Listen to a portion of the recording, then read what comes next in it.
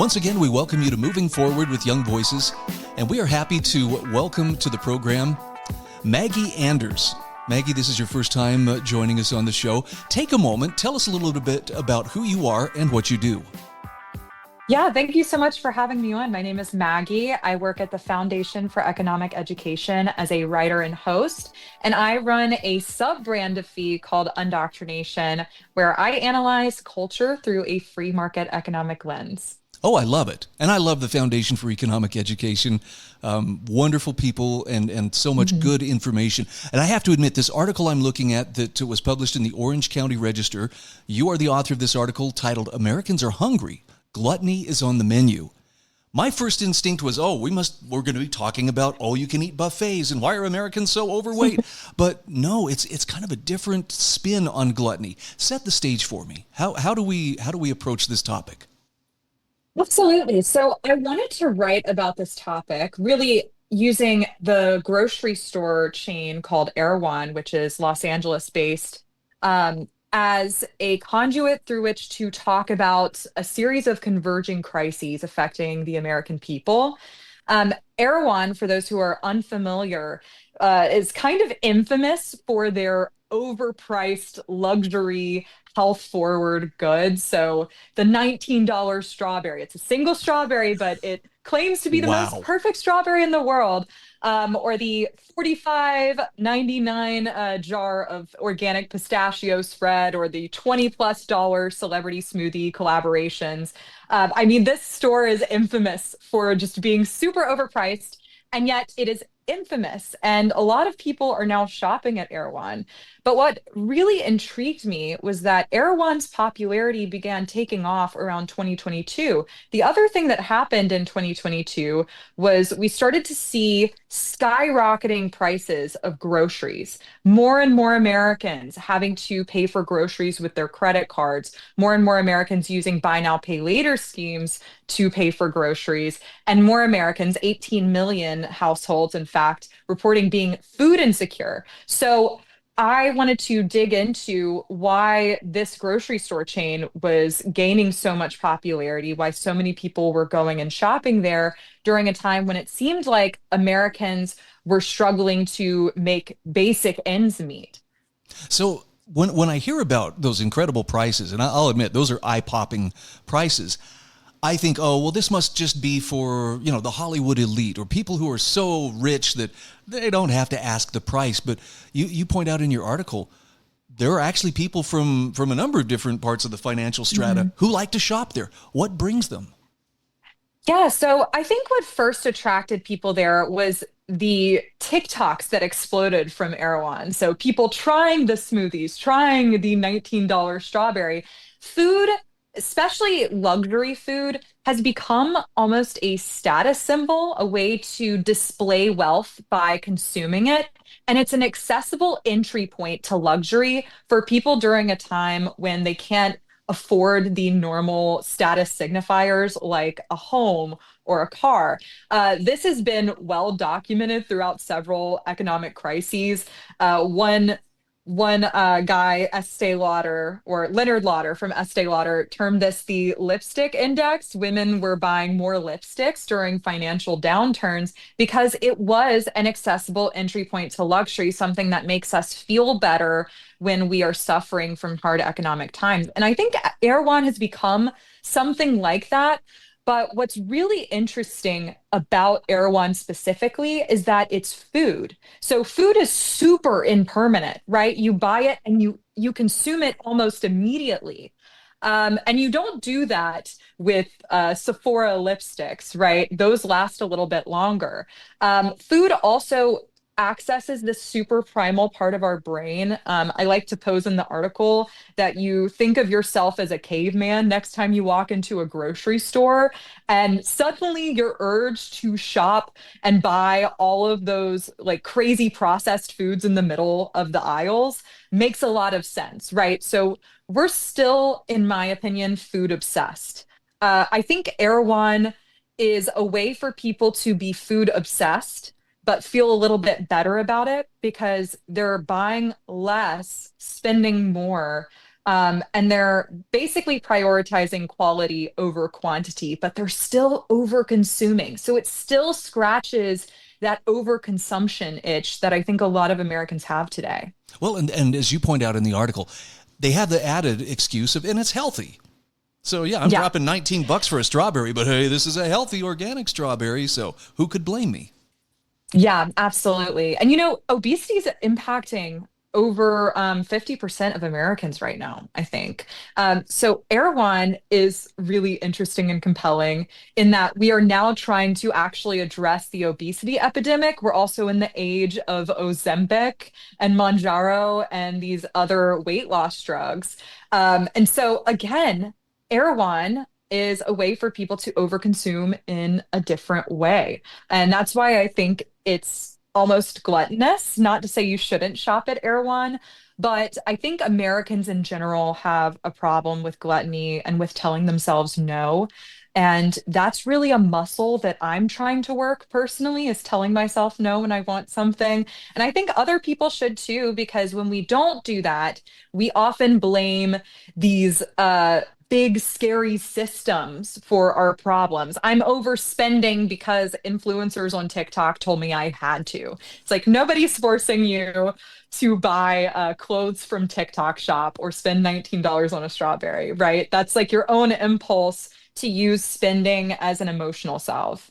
And that was one of the things I also wanted to ask you about. You mentioned, food porn, social media, and I've been guilty of this. If I grill a particularly nice steak, I got to get a picture of that, on social media. My friends need to see this, and it's not so much a flex of look how rich I am, although steak is kind of getting up there. But I'm curious, does social media drive that? Whatever it is, does it help scratch that itch for approval or to show? That look, I'm conspicuously consuming. Yeah, absolutely. So what's interesting is that Erewhon rose in popularity on TikTok.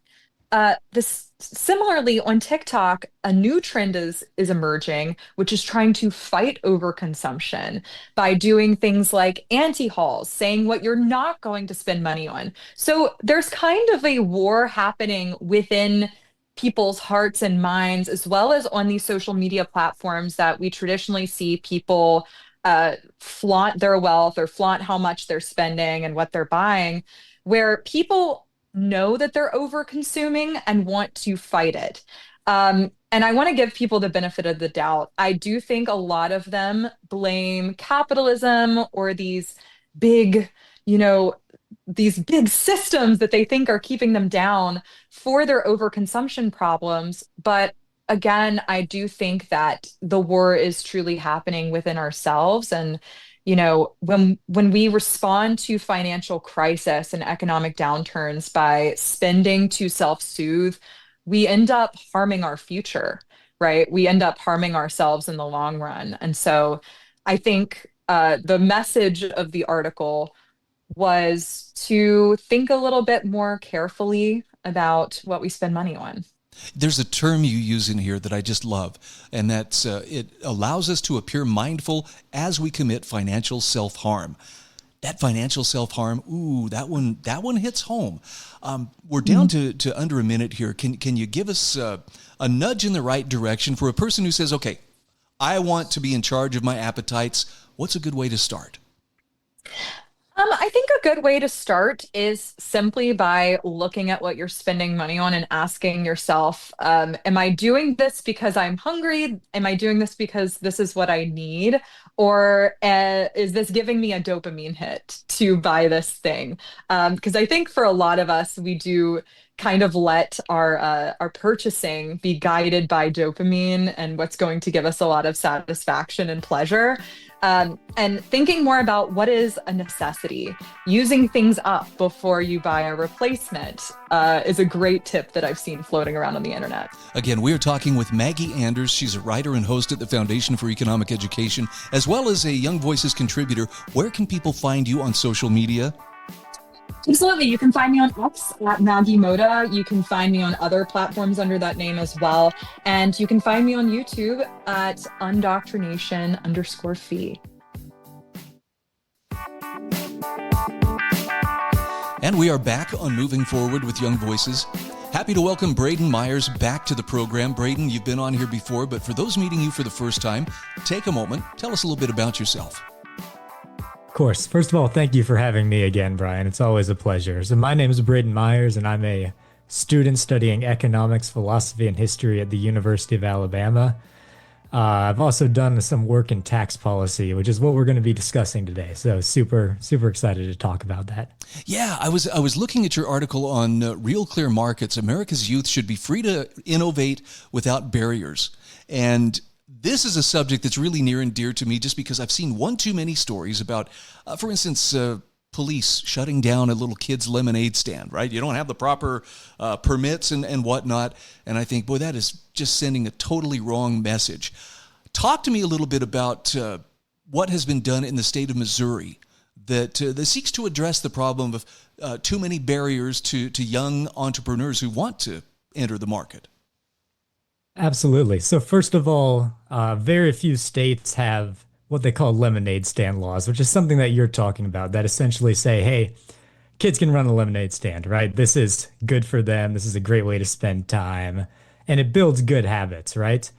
I think about 12 states have those. So they're common enough, not nearly as common as they should be.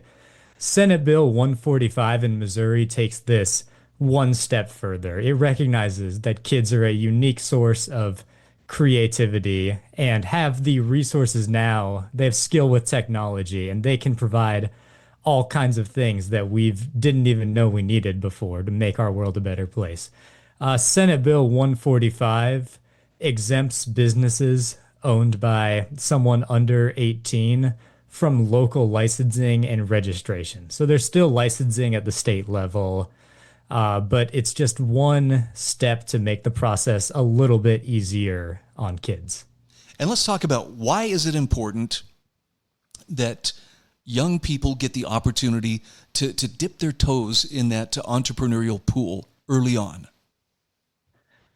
Yes, well, because kids become adults, first of all. That's probably the most essential thing. The kids who are having the opportunity to build a real business, and there are a lot out there. I mean, I tried to start a couple of businesses in my younger days. I know that there are a lot of people who have great ideas and are really eager to go beyond the lemonade stand and try to build something for their own. And what we see is this carries on into adulthood. 25% of people in the 18 to 25 age group consider themselves an entrepreneur. So again, they're carrying these habits forward. And if we can encourage these habits, we're going to encourage better business. Let's take a moment here and kind of contrast the entrepreneur mindset versus the employee mindset. I have long believed that largely our schools, even sometimes our institutions of higher learning, really kind of gear us towards being employees. So someone graduates, they get their degree, they're looking for someone to give them a job. What's the difference between them and someone who is an entrepreneur? Absolutely. And I agree completely. We see in a lot of our schools that we are building this employee mindset, running off of bells. You have a lunch break, largely running the same hours every day. And there's a place for that. And a lot of people will find value in that. The entrepreneurial mindset is also something we need, though, because it's based on building things. The people who are building things are the ones who are creating those jobs in Missouri and anywhere. And they're the ones we need to keep driving our modern economy forward. Yeah, look, I spent the majority of my adult life so far with an employee mindset. And it was only within the last decade or so that I've really stepped out into that entrepreneurial world. And the reason that I hesitated to do it was because it was scary. And I think that people want the security of a paycheck, regularly, and they don't want the uncertainty that comes with it. But there's something about that entrepreneurial process that makes even those efforts that fail worthwhile. Why is that? Yes. So especially in the case of kids, I think the first thing is they are building incredibly valuable experience, right? Even if someone who's 15 now and starting a business isn't going to create the next Google and carry that on forever, even in their failure, they're gaining new experiences. And I think the statistic is people who start their second business have something like 40% higher profits in their next one, something close to that. So it's just higher numbers, and that comes from experience. And when we're giving kids the unique opportunity to build this experience from a younger age, I think we'll see benefits at the state economic level and we'll see national benefits. Oh, absolutely. I mean, it's something as simple as a kid who participates in, say, an entrepreneur fair, and they want to go sell, fidget spinners. That was the big thing here a few years ago. But they learn applied economics. I mean, they see economics in action. You mentioned this in your article. For instance, the market's discovery mechanism. They get to see how that works, so what needs there are out there, how to be better than the next guy at delivering those needs. Are there any other states taking a cue from Missouri to likewise remove some of those barriers that otherwise would keep young entrepreneurs from again, dipping their toes in the water? So I haven't seen any recently in the news. This bill passed on July 14th, so it's fairly new, but there's a group of, again, I think it's about 12 states. Yes, about 12 who have relatively looser laws compared to other states that allow kids to not have to apply if, for example, in Pennsylvania, if a business makes under $5,000 profits and is open for less than 87 days. And while laws like that are great, they are really just lemonade stand laws. What we are seeing from Missouri is that they are giving kids the opportunity to participate in a modern economy and contribute to the world around them. And I think that's a fantastic thing. Does this also have the effect of moving the attitudes of regulators and legislators toward maybe perhaps being a little less controlling? I'm thinking, for instance, I think it was the state of Utah a few years back created what was called a regulatory sandbox, which essentially, if you wanted to start up a new business, it was assumed that you were going to operate, without the need for heavy regulation. And I thought that was really a smart way to do things because, that the regulation is what keeps a lot of entrepreneurs, young and old, out of the market. Absolutely. I mean, I can tell you about the burdens that some localities and states are putting on people in starting businesses. I think you're right. It was Utah that had the regulatory sandbox. So I agree. I think heavy regulation is keeping a lot of people out of the market. I think kids are a fantastic place to start, but I would encourage states to move forward and see the positive effects of this and give everyone the chance to participate in it eventually.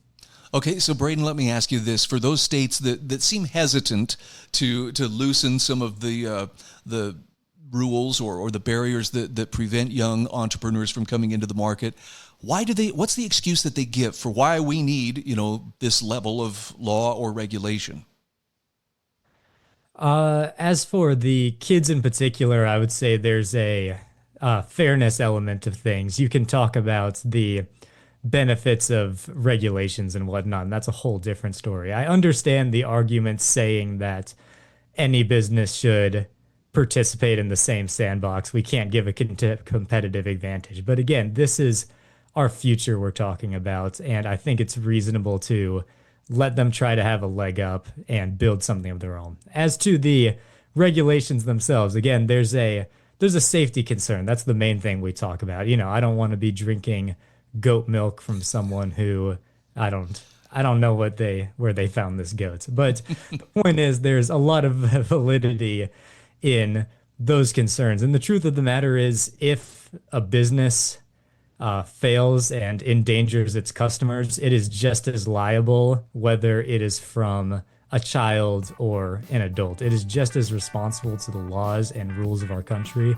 But what we shouldn't do is create this first barrier that is going to stop kids from entering the market to begin with. Again, we are talking with Brayden Myers. He's a contributor with Young Voices and a student of economics at the University of Alabama. Brayden, where can people follow you or where can they find you on social media? Yes, most recently I've been posting all of my articles on LinkedIn. That's just Brayden Myers, and that's the best place to find me.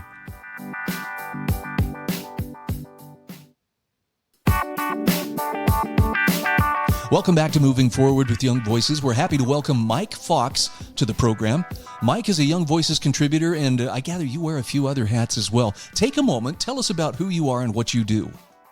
Yeah, Brian, thanks for having me. So, my name is Mike Fox. I am a legal fellow at the Cato Institute's Project on Criminal Justice, and we focus on a number of key issue areas there, primarily overcriminalization, police accountability, plea bargaining, the historic conception of jury trials, both of which sort of come into play with this piece. And then I also have done a lot of work recently on due process and other areas of constitutional law and how Constitution prohibits law enforcement from encroaching upon people's rights, despite the fact that either the legislature, the courts, or the executive branch don't seem to understand that. Yeah, I'm looking at this article here in Counterpunch, The Price of Justice When Liberty Becomes a Bribe. And I'll admit, I haven't really thought about it from this angle, but you talk in here about how when prosecutors offer freedom in exchange for cooperation, justice becomes a bargaining chip rather than, the end goal of why we have a justice system in the first place. Yeah, that's exactly right. So if you look, we don't have reliable state level data, but at the federal system, 98.3% of cases are the result, or criminal convictions result from plea bargains. States, it's probably somewhere in the 94 to 97% range. So that means, on average, about 95, 96 out of every 100 people who are convicted of a crime plead guilty. And that is despite the fact that the only right that appears in both the unamended text of the Constitution and in the Bill of Rights, which would be Article 3 in the Sixth Amendment, is the right to a jury trial. And the framers well understood, having, lived under British subjugation, why having a jury of your peers was so fundamental. And yet now most people don't use it. They'll forego it altogether, and I'm happy to discuss why that is. Let's talk specifically. Let's put a name to this. Some people will recognize the name Kilmar Abrego Garcia. For those who don't know who he is, fill us in. Yeah, so Kilmar Abrego Garcia was one of several people who was abducted by the Trump administration and renditioned to a foreign country. In this case, it was El Salvador. And when they brought him back, ultimately after a battle that played out in federal courts for a few months, he suddenly was charged with a crime. They allege that this crime went back, I believe it was 2022, so 3 years. If this was such a serious crime, I really don't understand why they never even contemplated prosecuting him until they were sort of, had something hanging over his head. Typically if someone is engaged in a really serious crime, you would want to prosecute them and get them off the streets right away, not, use it for political gamesmanship. But that seems to be exactly what's going on here. And, notably, the key witness against Mr. Abrego Garcia is a man named Jose Ramon Hernandez Reyes. And, Mr. Reyes is not just a random individual who, happened to have witnessed some alleged crime committed by Abrego Garcia. He himself is I believe, a 3-time felon who is eligible for deportation. Suddenly, he wants to sing and help the government. Guess where he's no longer in? He's not in prison anymore. He's now in a halfway house. He was supposed to be deported when he was released from prison, and now they're allowing him to stay at least for a year. So Mr. Hernandez Reyes has every incentive to testify against Mr. Abrego Garcia, regardless of whether or not that's true. Whether Abrego Garcia actually committed the crime they allege, I don't know. If he did, whether Hernandez Reyes witnessed it, I have no idea. But frankly, that doesn't matter. All that matters is that he's willing to say something, benefits himself, benefits the government. They get what they want without any regard for whether or not it's actually true. And you're speaking here as a former public defender when you say that this sounds a lot like a bribe, the way that they're cutting these deals. Yeah, that's exactly right. So if I was a defense attorney and I had a hostile witness who I didn't want to have testify against my client, and I offered to pay that witness to not show up to trial, I would absolutely be prosecuted, and I should be, right? That's not how the justice system is supposed to work in this country. Of course, there's only one thing that's more valuable than money, and that's freedom. And prosecutors get to bribe people with freedom all the time. There was a woman in the late 90s named Sonia Singleton who actually argued this and said that, the prosecutors were bribing the witnesses against her. And she managed to convince a panel in the United States Court of Appeals for the 10th Circuit, which sits in Denver. And that was a landmark ruling, which I think is correct.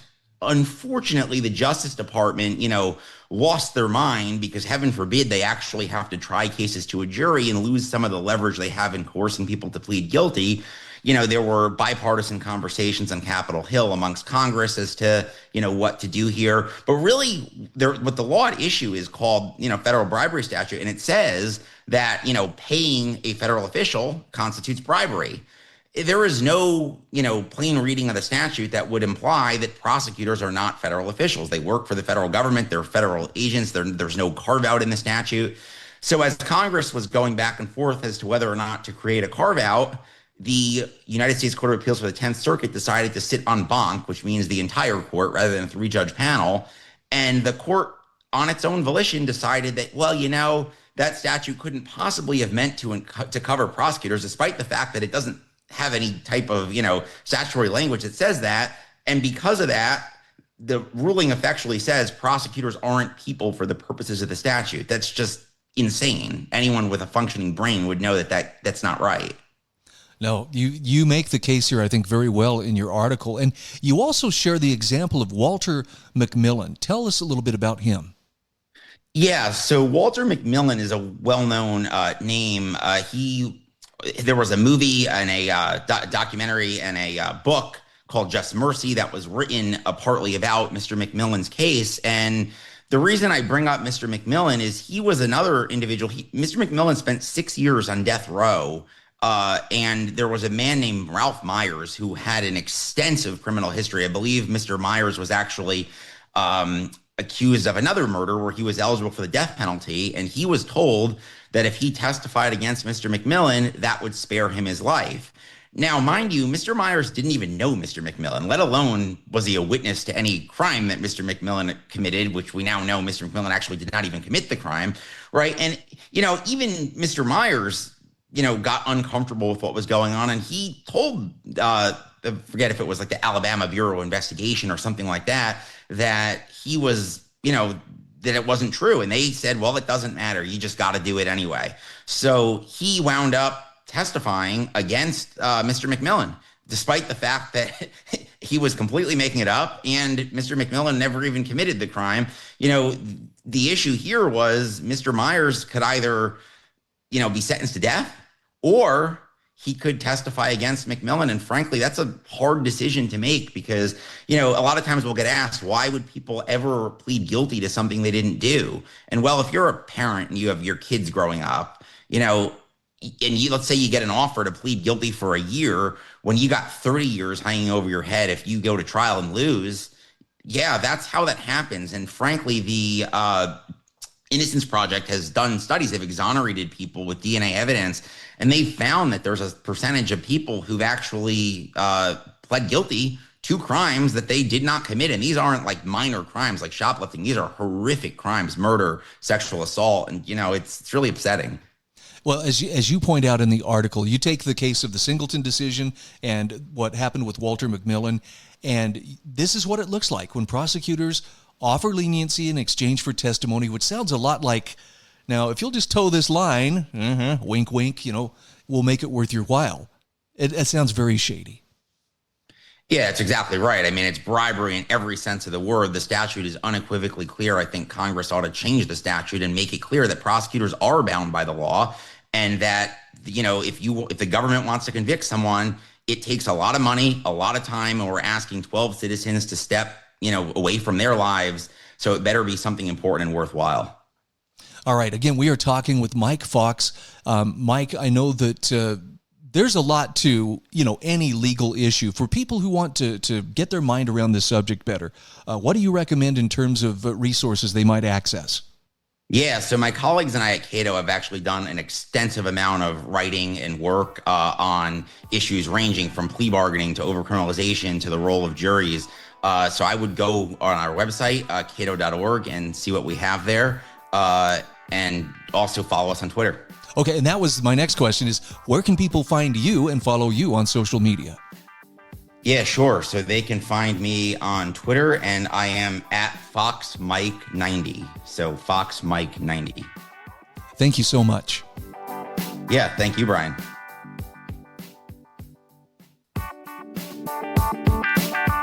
Welcome back to Moving Forward with Young Voices. This is our fourth and final segment today, and we're happy to welcome Edward Newson to the program. He is a Young Voices contributor. And Edward, since this is our first time meeting you, please take a moment to tell us just a little bit about yourself.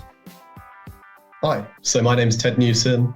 I started off with Young Voices about a month ago. I've got a few articles published, but I'm looking to break more into the media, get some more articles out there with more prestigious outlets, and I'm very happy to be here today. Well, I'm looking at an article that you've written for 1828.org.uk. Britain's illegal tobacco problem is out of control. And I have talked with a number of Young Voices contributors over the years who have shared their thoughts and shared some of the facts on the attempts to discourage use of tobacco in Britain.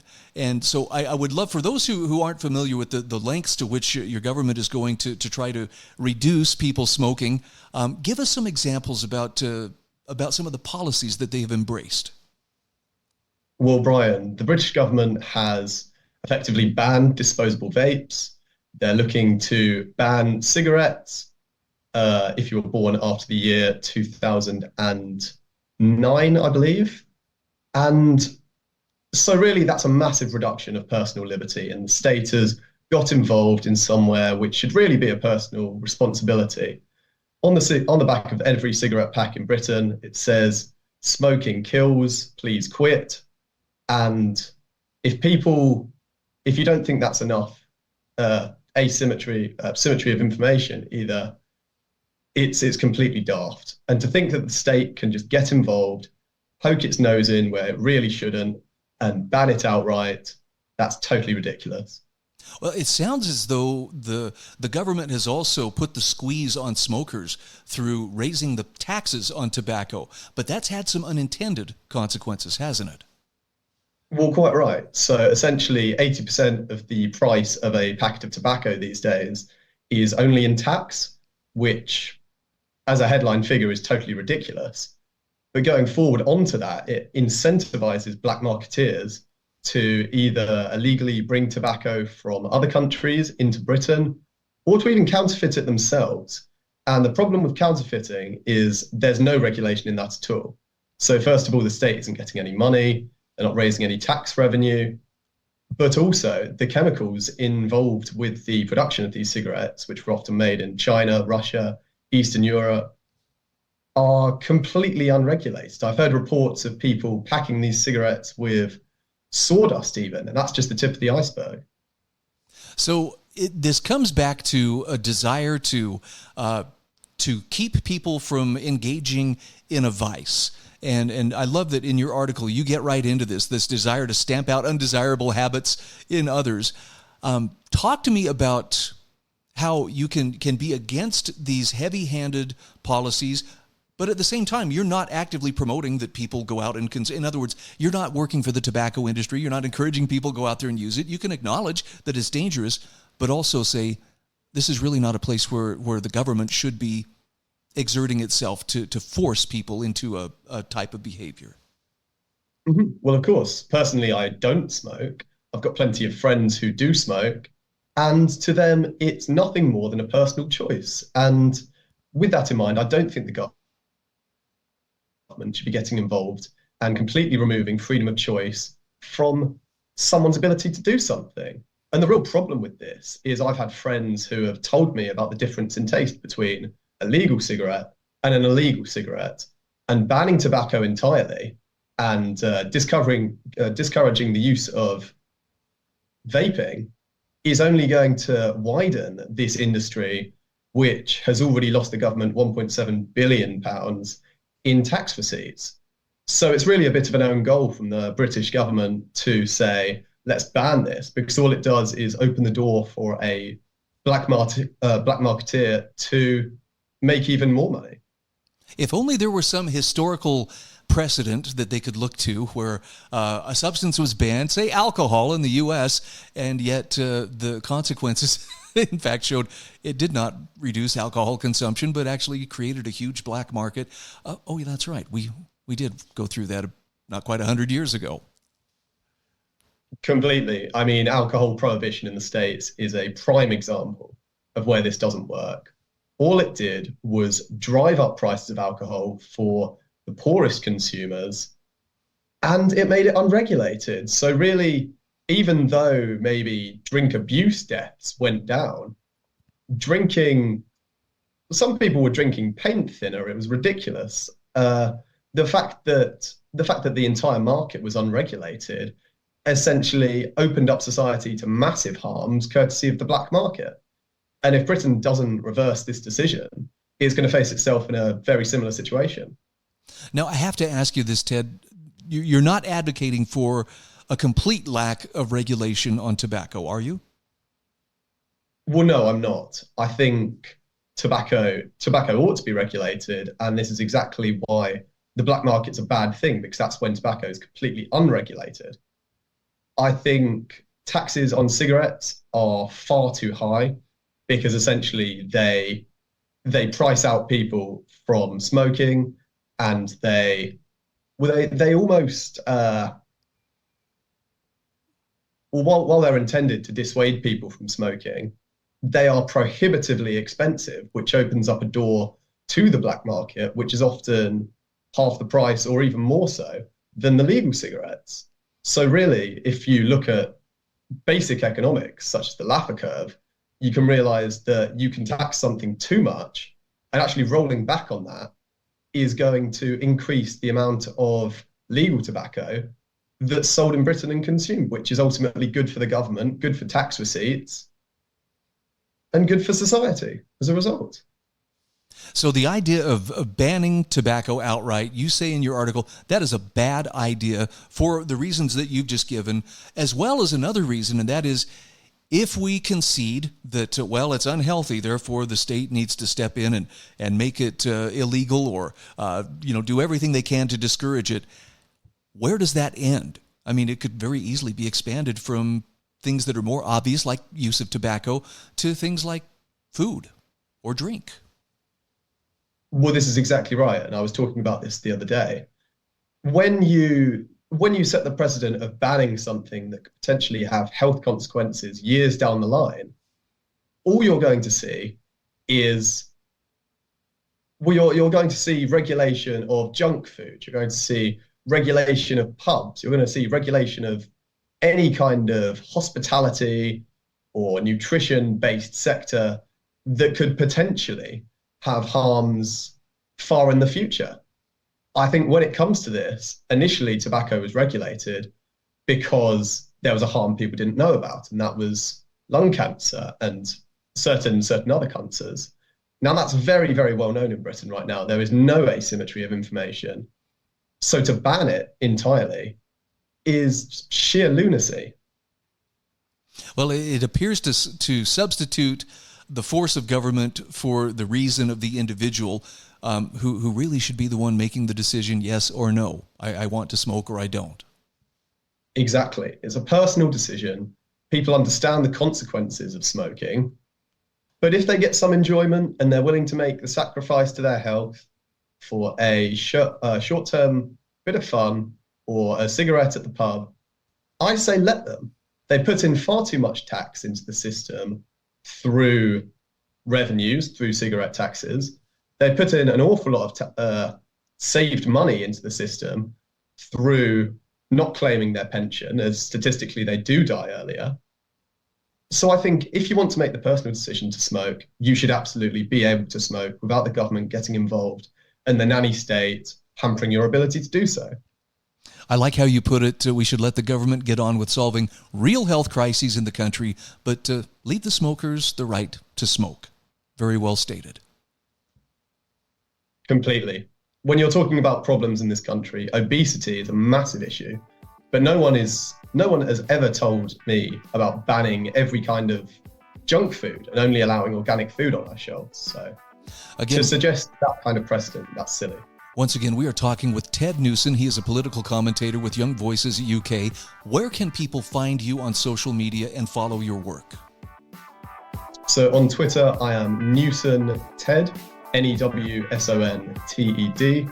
On Instagram, I'm Ted_Newson04.